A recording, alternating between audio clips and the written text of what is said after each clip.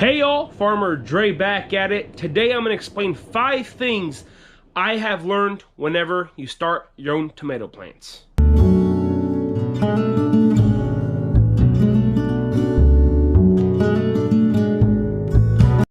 So a lot of us have started our own seeds, have germinated seeds and stuff, and you know, we all kind of know how to do it, but with tomato plants in particular, they're very sensitive. And you know, kind of how I got started in tomato production, we put up our first high tunnel, and you know, I was like, how hard can it be? You just plant your seeds inside the trays and they just grow. But I was completely wrong, and ever since then I have learned so much of just about germinating tomatoes, about growing tomatoes to a certain size before they are transplanted inside the high tunnel. But today I'm going to give you guys, you know, the most important tips that I have learned, and if I was to teach someone else, these would be the tips. So you guys stay tuned. But in today's video, I'm going to go ahead and transplant the tomatoes into bigger pots. The ones that have been following my channel for quite some time, you guys know that we started tomatoes December 8th or 9th inside the utility closet there. And today is, I'm not exactly sure what today's date is. So January 23rd, and we are transplanting the tomatoes. So our plan is to have them about 6 to 8 inches tall before we plant them in the high tunnel the last week of February. We're on a good route. I mean, I kind of know what I'm doing now, but we will see how the weather cooperates, how everything works out for us. But I'm gonna go ahead and start transplanting here. So right here, I am moving these the starts here, the plugs, into these 4-inch pots here.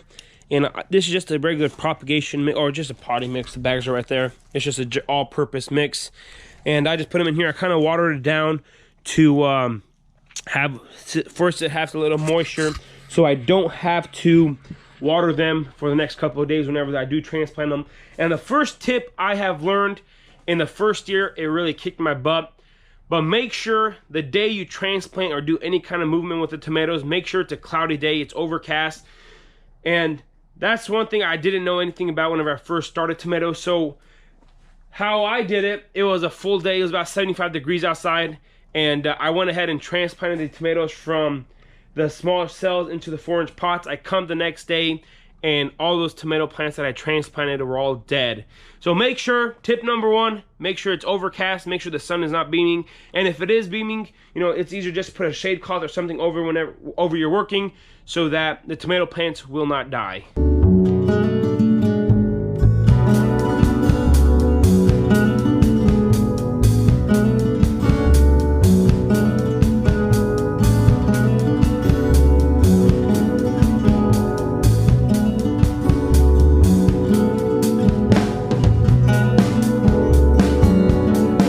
So I went ahead and moved it on this because my back was hurting from the wheelbarrow there.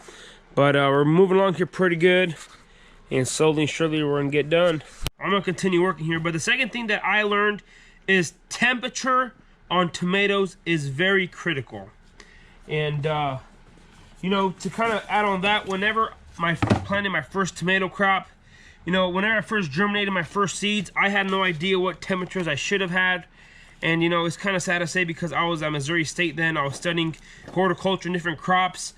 But you know, they say that you could germinate tomatoes in 5 to 7 days at about 100 degrees. And you know, that's a little too warm. And that's what I did. And I put the seeds inside the cells there, and then I put them in at 100 degrees for 3 days. And they germinated perfectly. I mean, I probably had 90% germination or more. And then I left them at that temperature for another 3 days, and when I got back, the cotyledons were super high, the plants weren't doing very good, and they started falling over. And you know, the ideal temperature for growing tomatoes is between 65 and 72 degrees. That is the perfect temperature for growing tomatoes, and that's even when germinating them and whenever you are putting them in a greenhouse or in your closet, wherever. 65 to 72 degrees is ideal for tomato production.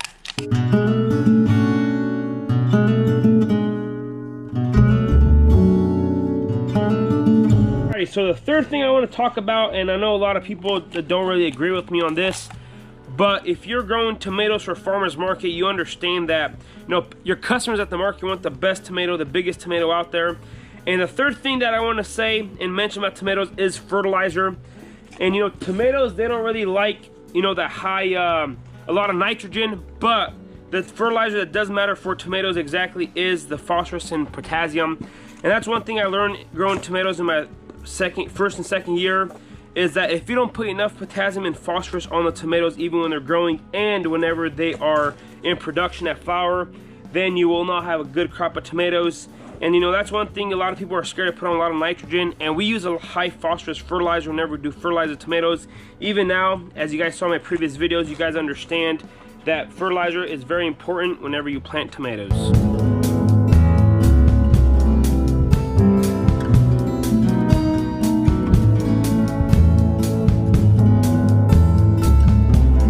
Alrighty, so the fourth tip, or the fourth thing I want to mention about growing tomatoes, is exact timing when you gotta plant, or like a set schedule. And as you guys heard from me, we planted these around the 1st of December, and right now I'm transplanting them, and by the end of February to have them planted outside in the high tunnel. And if you don't have a plan or a schedule, then it gets a little complicated. So let's say that you don't have a high tunnel or a greenhouse and you're just planting them outside for your outside garden. And if you do plant your tomatoes right now, early on, and then they get root bound and then the plant doesn't develop right whenever it should, and let's say you plant tomatoes right now and then you got to keep them inside for 4 months, then that tomato plant will never yield as much as a, you know, as let's say one of these tomato plants that was, you know, it never got root bound, it always had what it needed. And you know, the commercial guys, and you know, I'm not saying that we're commercial, we just do, you know, for farmers market and stuff, but like the guys out in California, if a tomato plant is going in the ground in a field and it's over 8 inches tall, they just go ahead and pitch it. First of all, you know, it's the wrong size for the machinery and for the water wheel transplanter that they're using, and that plant is never going to get yield. Like I said, it's never going to yield as much as it should, because once any kind of plant gets root bound, starts stunting it, and then if you can't get that vigor out of that plant, then you will not get the yields that you're wanting. And for us, you know, the more yield I get off these tomato plants, the better. And probably same for you guys, for the home gardeners as well. And you know, make sure you schedule out, make sure your timing is perfect, and make sure you know exactly, you know, 8 weeks before our last frost to go ahead and plant the seeds. And then in that case, then you'll have the ideal tomato plant in your garden and in your high tunnels and greenhouses.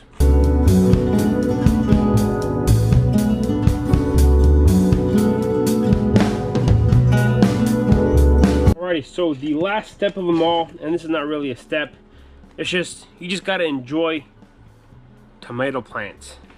So you know, if they say if you do what you love, you never work. And if you guys, the ones that do this full-time and make a full-time living off of make a full-time living off of farming and gardening and farmers market and stuff, you guys know that it's not all about just the money aspect of it. You know, we got to make money to survive, but at the end of the day, you really got to love it, you really got to be passionate about it, and then the money will follow. So that's what they say. And you know, that's why I'm pretty fortunate. You know, I'm studying horticulture at Missouri State, and that's what I enjoy doing. And you know, if the money, they say if you do what you love, the money will follow. So you know, it's all about the business side of it all. You really got to enjoy it. But then at the end of the day, we all know that you got to pay your bills somehow. You really got to love it, and at the end of the day, just try it out. You know, one year might be worse than another year, but that's the beauty of it. You know, every year is different. Every year's different challenges, different things.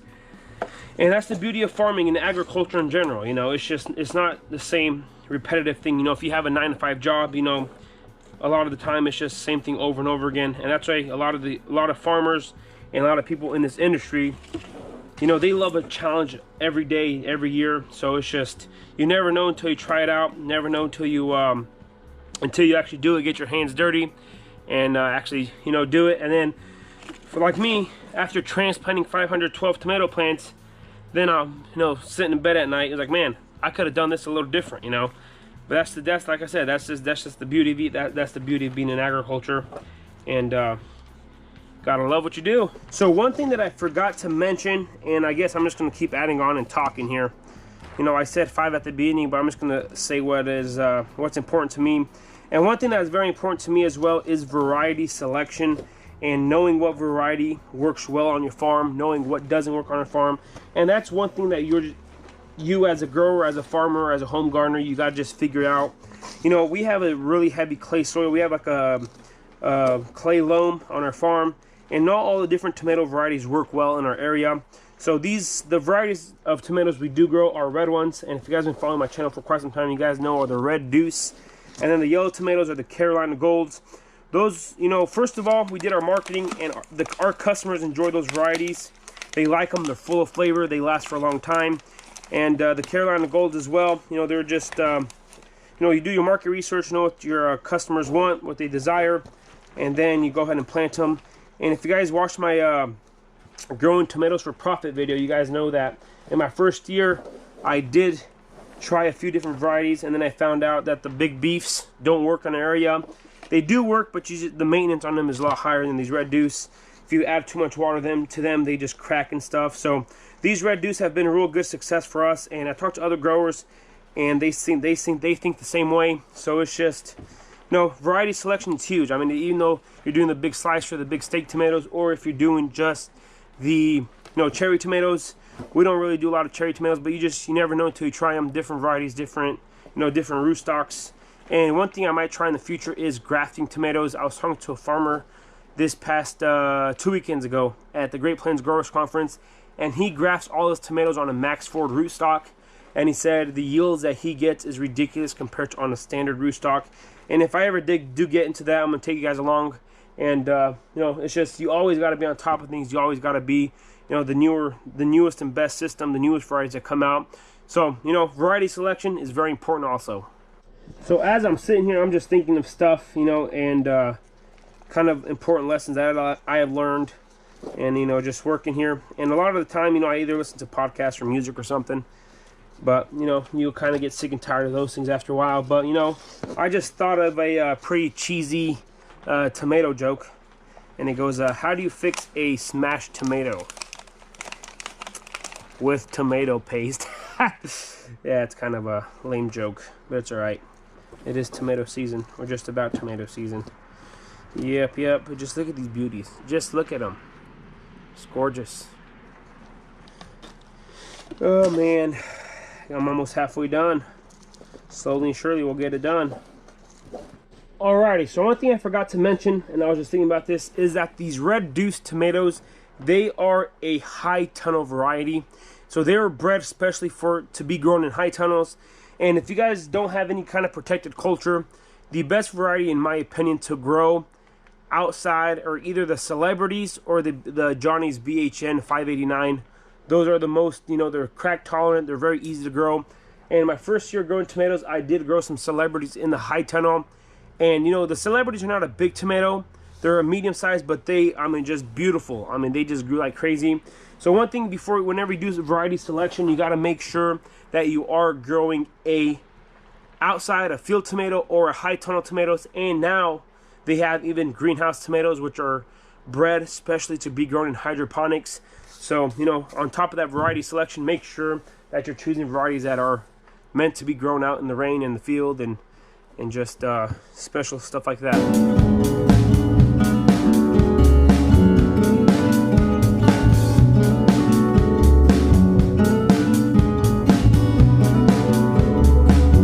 So Isaac got back from school, and he's gonna go ahead and help me out here. And slowly and surely we're gonna get it done. I got 240 done over here, a little more because I started this tray already. So the man's the plan, getting it done. And you guys got to make sure whenever you do plant them, make sure you put them as deep as you can. You know, the deeper the better whenever you plant these tomatoes. Alrighty, so Isaac here is helping me out. We're moving on pretty quickly, but you guys want to hear a fail? In Missouri, you're allowed to get your permit whenever you're 15. And Isaac, you want to tell them what happened? So, you guys know I'm related to Farmer Dre, and what is that supposed to mean? we're not the brightest. So I failed. You failed? Yep. How many times? Took it twice. You took it twice and failed. Oh man, Isaac. What time did you take it? I took it.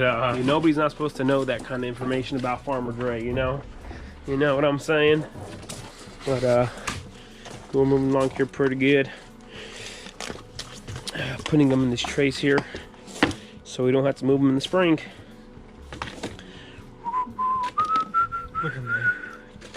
What's up? Look at Isaac. Isaac just broke a tomato plant. Are you kidding me, man? Are you kidding me? Are you kidding me, Isaac? It's alright. Whatever. They'll grow.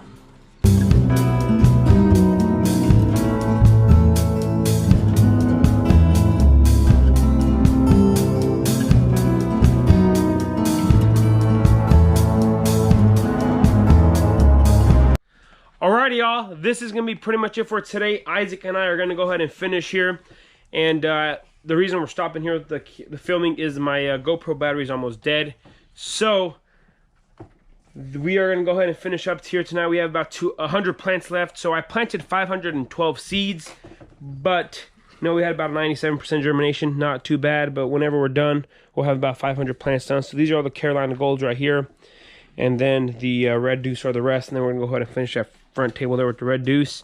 So not too bad, not too bad. Isaac is going to get him done here. Well, and I'm going to stay here and watch him. No, we're going to both get it done together. So this is going to be pretty much it for today. If you guys haven't already, go ahead, hit that subscribe button. Go to smash that like button if you guys enjoyed today's video. Don't forget to hit that notification icon so you guys can be notified whenever I do post a video. I want to say thanks for watching up to this point. You guys have a good day, and we will see you next time.